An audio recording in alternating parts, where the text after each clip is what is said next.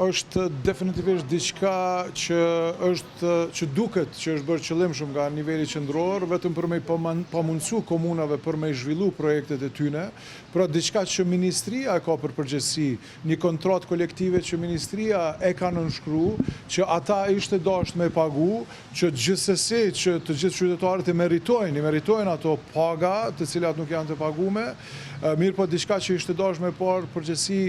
qeveria, ajo e ka bë këtë barë të komunave në mënyrë të padrejtë. Edhe si rezultat kemi një numër të madh të komunave që kanë mbetë edhe pa zhvillu projekte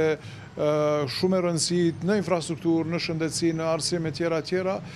për shkak të kësaj padrejësie. Deri tash më duket që kemi pagu dikun rreth 12 milion, është një barë shumë e madhe, po them